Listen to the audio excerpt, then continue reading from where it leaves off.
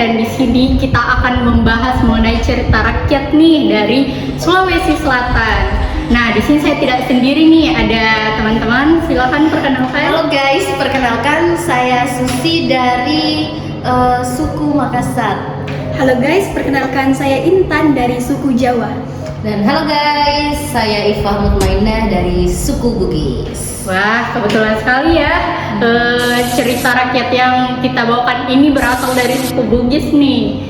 Nah, saudari Iva, apakah tahu tentang Parakang yang terkenal nih di Makassar juga ternyata cukup terkenal? Apa sih itu Parakang? Nah, sebenarnya ya teman-teman, Parakang itu yakni sebuah mitos masyarakat Bugis yang dipercaya tetap ada hingga detik ini. Sampai saat ini? Ya, sampai saat ini. Dan kemudian Parakang itu sebenarnya sejenis legenda horor yang dia itu kalau tiba malam hari teman-teman, dia bisa berubah menjadi apa saja.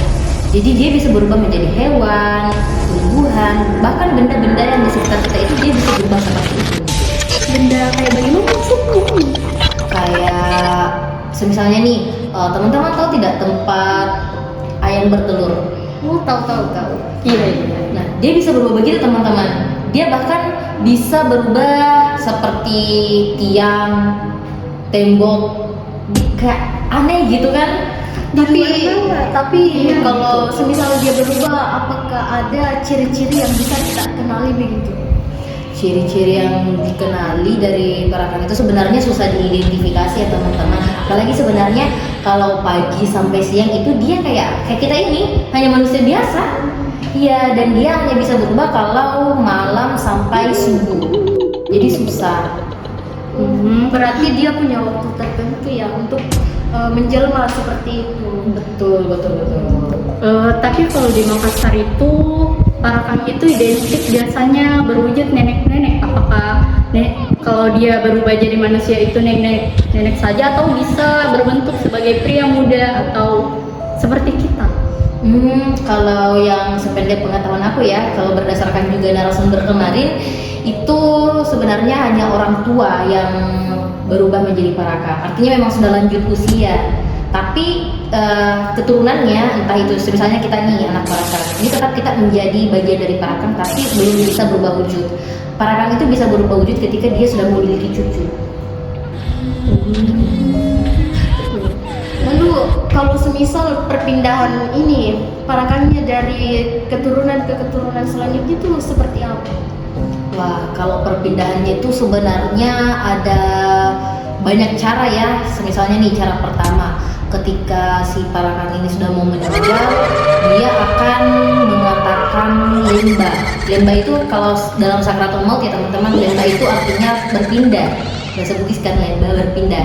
Nah, ketika semisalnya anaknya itu menerima ilmu Parakang tersebut, ketika ibunya atau ayahnya bilang lemba, maka anak itu akan berubah menjadi Parakang, mengambil ilmu tersebut, dan orang tuanya meninggal. Karena orang tuanya itu tidak bisa meninggal kalau ilmunya tidak disalurkan. Itu cara yang pertama. Terus yang kedua, itu sebenarnya juga bisa melalui ketika misalnya dia membangun rumah tangga, entah dia beristri atau bersuami, maka kedepannya keluarganya pasti juga akan ikut begitu menjadi Parakang. Karena mereka sebenarnya Parakang itu ketika mencari nafkah untuk keluarganya itu mereka sebenarnya, mohon maaf ya, tapi memang mereka memberikan kotoran, entah itu kotoran manusia, kotoran hewan, itu yang mereka nafkahi untuk keluarganya. Tapi keluarganya tidak tahu ternyata itu kotoran. Mereka menganggapnya ini hanya entah itu kue atau makanan-makanan enak seperti itu. Kalau semisal ini kan Parakang diturunkan, kalau tidak diterima bagaimana? Ya kasihan orang tuanya sih, karena tidak bisa meninggal gitu ketika anaknya tidak mau menerima ilmu tersebut. Itu sih teman-teman. Tapi bagaimana jika yang dianggap Parakang itu sakaratul maut terus mengucapkan sesuatu tapi bukan keluarganya, ada orang lain? Apakah itu bisa tertular juga? Bisa berpindah ke dia? Misalnya kayak tadi ketika sakaratul maut Parakang itu mengucapkan kata lembah. Nah, bagaimana kalau kita sebagai orang lain dan parakan itu sedang sekarat banget.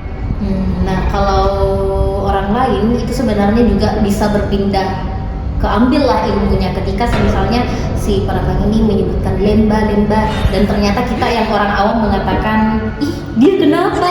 Ih betul dia misalnya syahadat atau apa. Nah, itu bakalan ketularan ilmunya karena memang ketika ada parakan yang mengatakan lemba itu kita tidak boleh berbicara, memang harus diam gitu.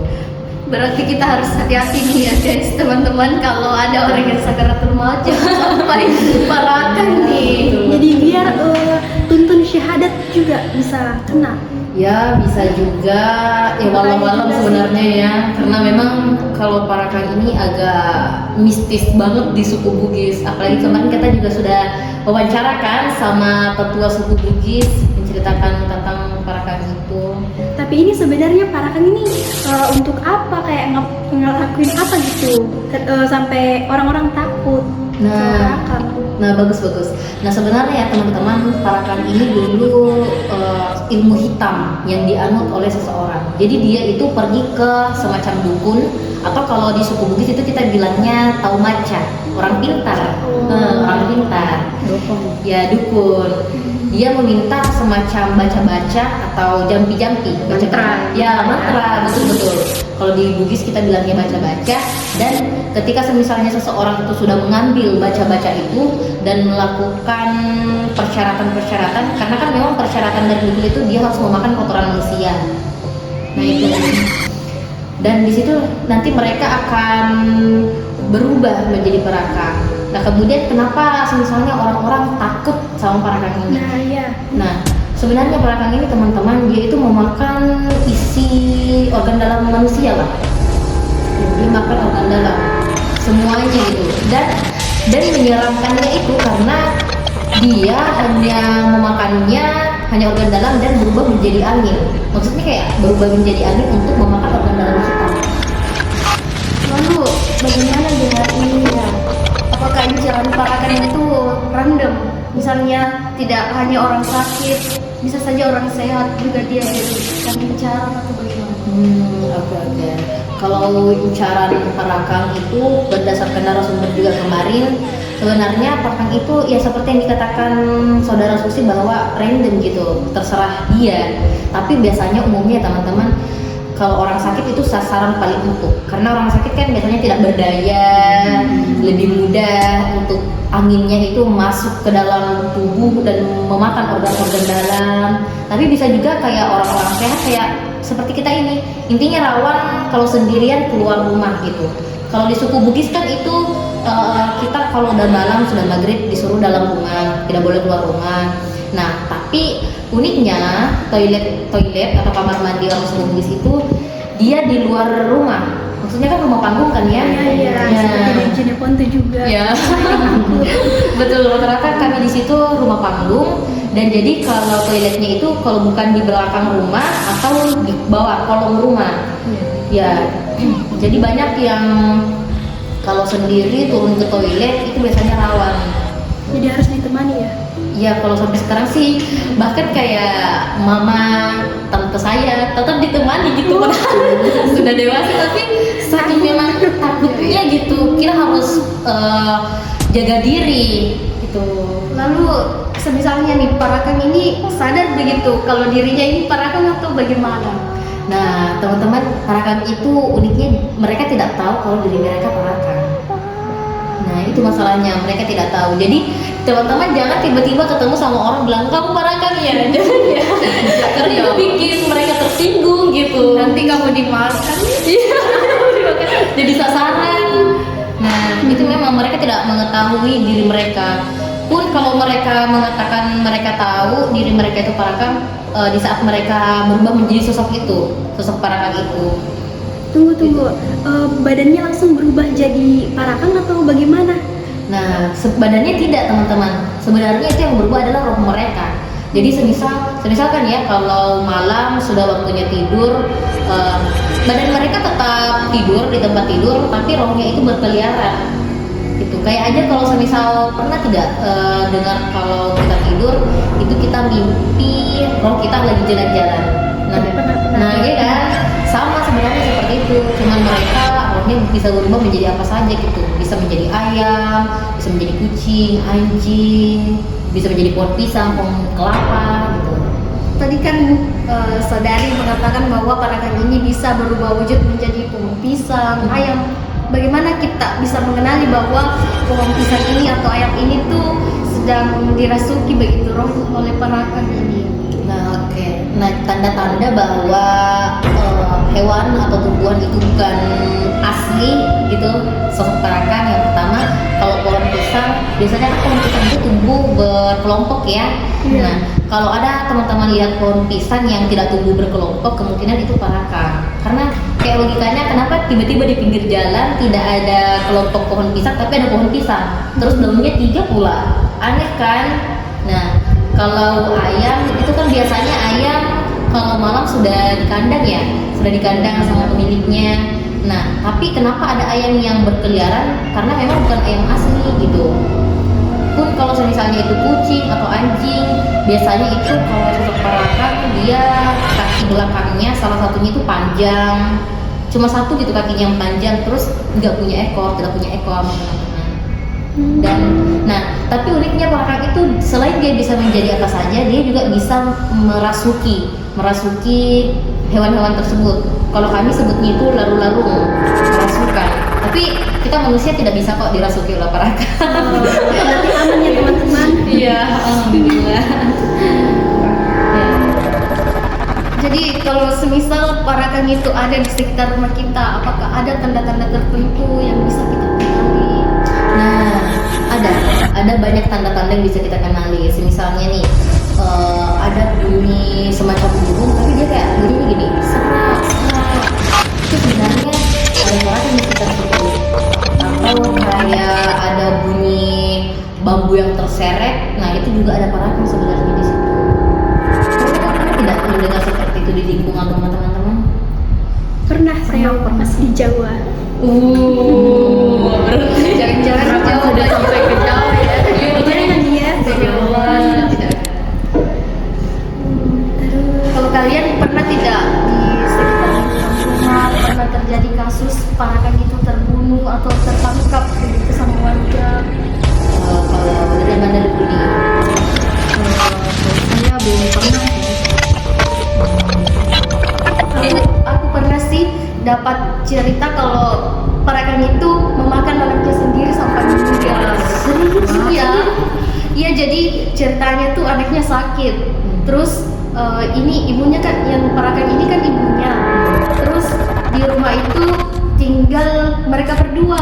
Anaknya sakit, ibunya parakan. Terus pada saat malam hari katanya anaknya ini dimakan oleh ibunya sampai meninggal. Jadi besoknya anaknya itu meninggal dimakan oleh ibunya sendiri. Ini dilakukan secara sadar atau Ya mungkin tidak sadar kan parakan itu tidak tahu dirinya. Dimakannya itu seperti yang diceritakan oleh saudari Iva, bahwa organ tubuhnya Dia kan sedang sakit, jadi sangat mudah untuk ini dimakan. Ngeri juga ya, ternyata bisa makan keluarga sendiri. Bagaimana merinding bisa? hati-hati teman-teman. tapi kan parakan ini tidak mengetahui dirinya. Jadi kita parakan juga. Lagi lagi. Iya, betul. Tapi orang-orang sebenarnya itu bisa tahu kita parakan atau tidak. Sebenarnya bisa, cuman hanya orang-orang tertentu gitu. Kayak orang yang memang entah itu dukun atau mengetahui baca-baca penangkal. Sebenarnya ada baca-baca penangkal, cuman kalau kita mengambil baca-baca tersebut, maka kemungkinan frekuensi kita untuk bertemu parakan itu lebih banyak gitu. Lebih kayak bisa melihat secara langsung dia berubah. Kan agak ngeri juga ya kalau lihat langsung. Astaga. Jadi parakan ini apa nih penangkalnya? Tadi kan sudah dibilang kalau dukun itu ada mantranya. Nah, kalau kita nih sebagai manusia biasa, kira-kira ada nggak? Karena biasanya itu ada mitos-mitos juga bawang putih bisa menangkal inilah, hantu inilah, itulah. Kalau parakan itu ada nggak? Nah, kalau sebenarnya kalau saya sendiri ya teman-teman, di lingkungan rumah saya itu tidak nggak ada sih penangkal yang khusus untuk manusia biasa yang tidak punya baca-baca ya seperti kita ini. Ya hanya itu saja, kita berlindung aja gitu sama Allah, dilindungi karena biar bagaimanapun kan parakang itu makhluk Tuhan. Nah jadi kayak kita berlindung dari makhluknya yang jahat gitu. Ngeri, apalagi aku suka keluar malam, banget keluar malam. Healing. Jangan sendiri, apalagi sendirian, jangan. Suka banget sendiri. Aduh, kita memang harus bersikap was-was sih, skeptis, kayak jaga diri. Tapi kalau misalnya keluarga kita yang begitu agak takut juga ya. Aduh, semoga tidak ya Allah. Semoga tidak. Betul. Waduh, ngomong-ngomong tentang parakang nih teman-teman, ternyata di lingkungan saya nih Makassar kan terkenal juga. Katanya tuh kalau menceritakan parakang, dia tahu nih bahwa dia sedang bercerita kalau kita dapat tanah nih. Aduh, siapa nih yang dapat tanah? Apakah itu benar? Kamu baru bilang. Iya, ini kita sudah bahas. Aduh gimana nih teman-teman? Jadi sebenarnya kalau dicerita sih teman-teman saya juga kayak begitu. Mereka meyakini bahwa ketika kita menceritakan parakang itu sebenarnya mereka tahu kalau yang sedang diceritakan. Makanya kalau kita bertanya sama orang tua ya, mereka pasti akan bilang tidak usah dibahas gitu. Karena memang sesakral itu gitu, segoib itu dia. Tapi parakang ini kira-kira bisa, misalnya nih parakangnya dari Baru bisa berpindah ke Makassar, itu bisa kalau seperti itu? Bisa. Kalau misalnya orangnya itu sedang merantau, bisa berubah di Makassar. Tapi kalau misalnya dia berubah dalam wujud parakang, misalnya nih dia memang sudah berubah wujud ya, jadi parakang di Baru, tidak mungkin dia ke Makassar. Palingan hanya di sekitaran kampung-kampung dikit lah, ya antara 1-2 desa gitu. Daerah perkotaan seperti ini juga kira-kira berpotensi nggak sih ada parakangnya? Iya, saya ada cerita kan, saya asli sini. Terus ada nih satu nenek-nenek yang diyakini menjadi parakang. Nah, nenek-nenek ini pada saat siang atau sore dia itu mengumpulkan botol bekas untuk ditimbangkan. Jadi orang-orang meyakini bahwa dia adalah parakang. Makanya setiap saya melihat dia, saya akan lari takut. Tapi kalau misalnya neneknya Nggak manusia biasa. Ya, tapi nggak tahu, mungkin nggak karena diceritakan, karena setiap melihat dia orangnya memang berbeda, atau kita sudah terdoktrin apakah memang dia parakan atau itu efek dari kita terdoktrin nih bahwa ini parakan nih, jadi kita kayak langsung takut begitu. Jadi Juga ya. Kasian banget. Iya, tapi teman-teman bisa loh melihat orang ini tadi dia parakan atau bukan itu melalui kayak matanya merah gitu.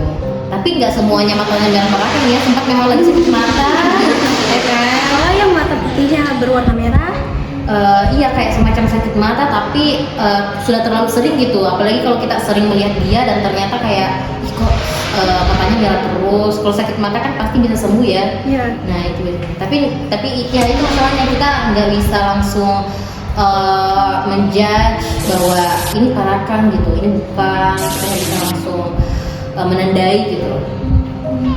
iya, karena kasihan juga ya kalau ternyata bukan parakang terus kita sudah menuduh. Nah betul, makanya teman-teman kalau misalnya parakang itu ya, ketika dia berubah wujud, dia mengatakan bahwa ketika kamu mendapatkan saya, silakan gitu bunuh saya, tapi jangan katakan kepada orang-orang bahwa saya diparakang, karena pasti mereka juga takut gitu diasingkan oleh penduduk. Oh iya, ngomong-ngomong di lingkungan saya tuh pernah terjadi kasus ini kan saudari nenek saya ini punya suami. Nah, anaknya itu sedang sakit juga. Terus katanya parakan ini masuk ke rumahnya. Terus pada saat masuk dia dilihat sama suaminya nih. Terus dia ditebas pakai parang. Besoknya parakan itu ada beritanya bahwa oh si Anu ini meninggal. Jadi di situ para keluarga tuh bilang oh ternyata dia benar parakan karena semalam ada di rumah terus ditebas tapi besoknya meninggal. Jadi dia memang sih, memang saya juga setuju dengan itu karena kalau parakang itu misalnya ketika dia berubah wujud ya menjadi sosok parakang, ketika kita misalnya memukulnya itu badan asli si parakang akan lebam-lebam besoknya, atau misalnya ketika kita menyiram dia air panas maka badan si yang parakang ini bakalan melepuh gitu, kayak tanpa bangun tidur aja tiba-tiba lebam, bangun tidur tiba-tiba melepuh gitu sih emang. Tapi ini mirip juga sama babi ngepet ya, yang ini kalau dipukul kena juga badan aslinya. Iya, cuman ya ini masalahnya karena parakang ini bisa berubah menjadi apa saja gitu, jadi kita susah bedainnya. Kalau jadi laptop bisa. Bisa tapi semua bisa ya. Sayang ya. Bahaya. Iya betul. Intinya kita memang harus jaga diri aja sih. Ya. Tetap hati. Apalagi kita sebagai anak kos selalu sendirian di kos. Iya. Jangan Aduh, sampai jadi kipasnya jalan.